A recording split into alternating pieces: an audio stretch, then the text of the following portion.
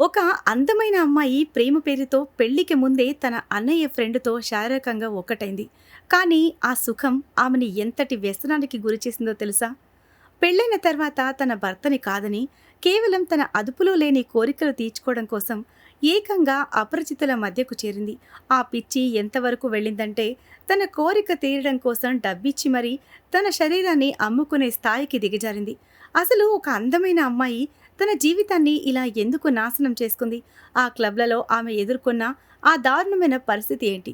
తన భర్తకు ఈ విషయం తెలిస్తే ఏం జరుగుతుంది? హలో ఫ్రెండ్స్, ఈరోజు మనం 1990లో వచ్చిన most controversial movie ELISA story గురించి తెలుసుకుందాం. ఈ కథలో మీరు ఊహించని ఎన్నో బోల్డ్ ట్విస్టులు ఉన్నాయి.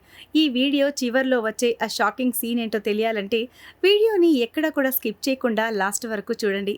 మూవీ స్టార్టింగ్లో 15 ఏళ్ల ఎలీసా అనే అమ్మాయిని చూపిస్తారు. ఎలీసా చూడడానికి చాలా అందంగా ఉంటుంది.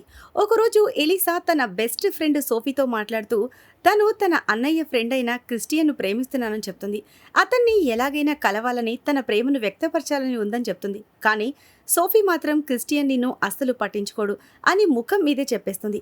ఆ మాటతో ఎలీసాకి కోపం వచ్చి అక్కడి నుండి వెళ్ళిపోతుంది. సరిగ్గా అదే సమయంలో క్రిస్టియన్ తన అన్నయ్య మార్కును కలవడానికి ఇంటికొస్తాడు. క్రిస్టియన్ దగ్గర ఒక మ్యూజిక్ కాన్సర్ట్కు సంబంధించిన 2 టికెట్లుంటాయి. మార్క్ వెళ్ళడానికి కుదరదని చెప్పి ఎలీసాను తనతో తీసుకెళ్లమని క్రిస్టియన్కు సలహా ఇస్తాడు. క్రిస్టియన్తో వెళ్లే అవకాశం రావడంతో ఎలీసా చాలా ఆనందపడుతుంది. ఇద్దరూ కలిసి కన్సర్ట్కు వెళ్తారు. అక్కడ విపరీతమైన రద్దీ ఉండటంతో ఎలీసా ఆ పరిస్థితిని తనకు అనుకూలంగా మార్చుకుని క్రిస్టియన్కు బాగా దగ్గరవుతుంది. క్రిస్టియన్ కూడా ఆమెను జాగ్రత్తగా అక్కడి నుండి బయటకు తీసుకొస్తాడు. కన్సర్ట్ ముగిసి తిరిగి వస్తున్నప్పుడు బయట భారీగా వర్షం పడుతూ ఉంటుంది. ఇద్దరు కార్లో కూర్చున్నప్పుడు వాళ్ల మధ్య సన్నిహిత్యం పెరుగుతుంది. క్రిస్టియన్ తన ప్రేమని రకరకాలుగా వ్యక్తపరుస్తూ ఉంటే ఎలీసా మొదట కాస్త కంగారు పడినా తర్వాత అతనికి పూర్తిగా సహకరిస్తుంది. ఆ రాత్రి వాళ్ళిద్దరూ ఒక హోటల్కి వెళ్తారు. అక్కడ క్రిస్టియన్ ఎలీసాను ఎంతో ప్రేమగా చూసుకుంటాడు. ఆమెకు కావలసినవన్నీ దగ్గరుండి చూసుకుంటాడు. తన ప్రేమలో ముంచెత్తుతాడు. ఆ రాత్రి వాళ్ళిద్దరూ కలిసి హోటల్లో దబిడిదిబిడి చేస్తారు. మరుసటి రోజు ఎలీసా మొహంలో ఏదో తెలియని వెలుగు కనిపిస్తుంది. సోఫీ అది గమనించి ఆ నవ్వు వెనుక ఉన్న రహస్యం ఏంటని అడుగుతుంది. ఎలీసా రాత్రి జరిగిన విషయాలన్నీ చెప్తూ క్రిస్టియన్తో గడిపిన క్షణాలు ఎంతో అద్భుతంగా ఉన్నాయో వివరిస్తుంది. అయితే సోఫీ మాత్రం కొన్ని రోజుల్లో క్రిస్టియన్ పై చదువుల కోసం అమెరికా వెళ్ళిపోతాడని, ఆ తర్వాత నీ పరిస్థితి ఏంటి అని అడుగుతుంది. ఆ మాట వినగానే ఎలీసా ఒక్కసారిగా దిగులు పడిపోతుంది. ఇంటికి వచ్చి చాలా ఏడుస్తుంది. కానీ వాళ్ళ అమ్మ అడిగినా ఏ విషయం చెప్పదు. మరుసటి రోజు ఎలీసా క్రిస్టియన్ను కలవడానికి వెళ్తుంది. అతను తిరిగి వచ్చే వరకు తాను వేరే ఎవ్వరిని ఇష్టపడనని, అతని కోసమే ఎదురు చూస్తూ ఉంటానని మాటిస్తుంది.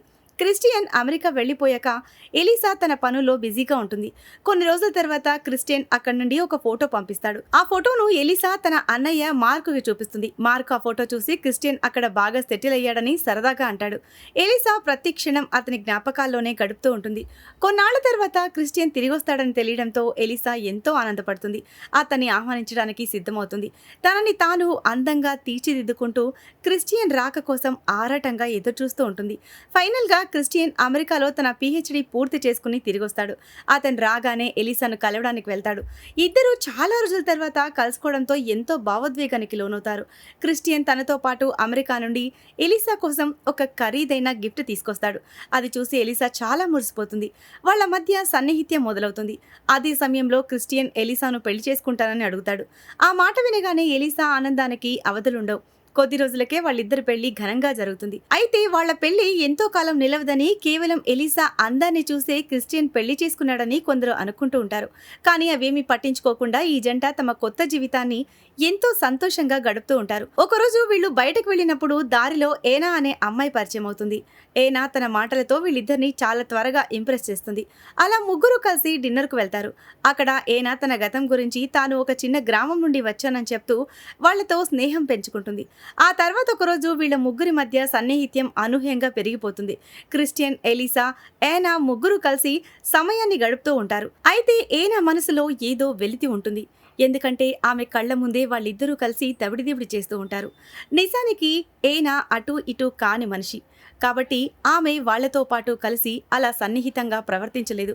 కాబట్టి తాను ఒంటరిగా ఫీల్ అవుతున్నానని చెప్పి కన్నీళ్లు పెట్టుకుంటుంది. క్రిస్టియన్ ఆమెను ఓదారుస్తూ తాము ఎప్పుడూ తనకి తోడుంటామని హామీ ఇస్తాడు.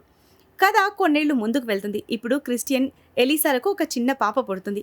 యానా తరచూ వాళ్ళ ఇంటికి వచ్చి పాపతో ఆడుకుంటూ ఉంటుంది. ఒకరోజు ఎలీసా అన్నయ్య మార్క్ కూడా పార్టీ కోసం అక్కడికి వస్తాడు. మార్క్ మనసులో తన చెల్లెలి కుటుంబం పట్ల ఏదో తెలియని అసూయ ఉంటుంది. ఇదిలా ఉండగా ఒకరోజు క్రిస్టియన్ ఎలీసా సన్నిహితంగా ఉన్న సమయంలో మార్క్ అక్కడికి వస్తాడు. ఆ సమయంలో జరిగిన కొన్ని పరిమాణాల వల్ల ఎలీసాకు క్రిస్టియన్ మీద తీవ్రమైన కోపం వస్తుంది. ఎందుకంటే అతను ఉద్దేశపూర్వకంగానే తన భార్యని మార్కుతో పడుకోబెడతాడు.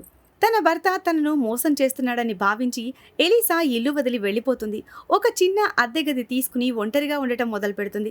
కానీ క్రిస్టియన్తో గడిపిన ఆ సుఖకరమైన జీవితానికి అలవాటు పడిన ఎలీసా ఇప్పుడు ఆ ఒంటరితనాన్ని భరించలేక తనలో తాను ఎంతో మదనపడుతూ ఉంటుంది. ఇల్లు వదిలేసి వచ్చిన ఎలీసా తన ఒంటరితనాన్ని భరించలేక తనలోని కోరికలను అదుపు చేసుకోలేకపోతుంది. ఎలాగైనా తన మనసుని శాంతింపజేసుకోవాలని ఒక క్లబ్కి వెళ్తుంది. ఆ క్లబ్ లో అందరూ అటు ఇటు కాని వాళ్లే ఉంటారు. ఆ క్లబ్ కేవలం ధనవంతుల కోసం మాత్రమే ఉంటుంది.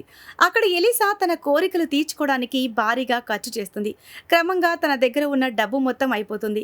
ఆమె సుఖానికి అలవాటు పడి ఆమె వాళ్ళందరికీ డబ్బిచ్చి రోజు తన కోరికలు తీర్చుకుంటూ ఉంటుంది. అలా క్రమంగా తన దగ్గర ఉన్న డబ్బు మొత్తం అయిపోతుంది. అయినా తన అలవాటుని మార్చుకోలేక డబ్బు కోసం ఏం చేయాలని ఆలోచిస్తూ ఉండగా అక్కడ ఒక వ్యక్తి ఆమెకు జిమ్మీ అనే వ్యక్తి గురించి చెప్తాడు. జిమ్మీ దగ్గరకు వెళ్తే కోరికలు తీరడమే కాకుండా తిరిగి డబ్బు కూడా వస్తుందని తెలుసుకుంటుంది. ఎలీసా జిమ్మీని కలవడానికి వెళ్తుంది. జిమ్మీ ఆమె అందాన్ని చూసి ఫిదా అయిపోతాడు. కానీ సరిగ్గా అదే సమయంలో యానా అక్కడికి వస్తుంది. ఎలీసాను అక్కడ చూసిన యానా షాక్ అవుతుంది. మరుసటి రోజు యానా నేరుగా క్రిస్టియన్ దగ్గరకు వెళ్లి ఎలీసా ఒక క్లబ్లో జిమ్మీ అనే వ్యక్తితో కలిసిందని, అక్కడ ఆమె పద్ధతి అస్సలు బాలేదని చెప్తుంది. ఆ జిమ్మీ సాధారణ వ్యక్తి కాదని, చాలా ప్రమాదకరమైన పనులు చేస్తాడని హెచ్చరిస్తుంది. క్రిస్టియన్ ఎంత చెప్పినా ఎలీసా విందని, ఆమెకు ఆ విలాసవంతమైన జీవితం, కోరికలు తీర్చుకోవడం అలవాటైపోయిందని యానా భావిస్తుంది. మరోవైపు జిమ్మీ ఎలీసాను కలిసి హోటల్కు రమ్మని పిలుస్తాడు. అక్కడికి వెళ్లిన ఎలీసాకు పరిస్థితి చేదాటిపోతోందని అర్థమవుతుంది. అక్కడ ఉన్న మనుషులు ఆమెను బంధించి ఇబ్బంది పెట్టడం మొదలు పెడతారు. ఎలీసా ప్రమాదంలో ఉందని గ్రహించి యానా ఆమెను కాపాడడానికి ఒంటరిగా ఆ క్లబ్కి వెళ్తుంది. కానీ జిమ్మీ మనుషులు యానాను కూడా బంధించి ఆమెను కూడా మట్టుబెడతారు. యానా తిరిగి రాకపోవడంతో క్రిస్టియన్ కంగారు పడి పోలీసులకు ఫిర్యాదు చేస్తాడు. పోలీసులు ఆ క్లబ్పై దాడి చేసి అందరినీ అరెస్ట్ చేస్తారు. చివరి నిమిషంలో క్రిస్టియన్ అక్కడికి చేరుకుని ఎలీసాను కాపాడతాడు. తన తప్పు తెలుసుకున్న ఎలీసా క్రిస్టియన్ను చూసి కన్నీళ్లు పెట్టుకుంటుంది. ఈ సీన్తోనే ఈ మూవీ ఎండ్ అవుతుంది. సో ఇది ఫ్రెండ్స్ ఇవాల్టి స్టోరీ. ఈ స్టోరీ గనక మీకు నచ్చినట్లయితే వీడియో మీద హైప్ బటన్ మీద ప్రెస్ చేసి వీడియోని హైప్ చేయండి. మరికొన్ని ఇలాంటి ఇంట్రెస్టింగ్ స్టోరీస్ కోసం ఛానల్ని సబ్స్క్రైబ్ చేయండి. Thanks for watching.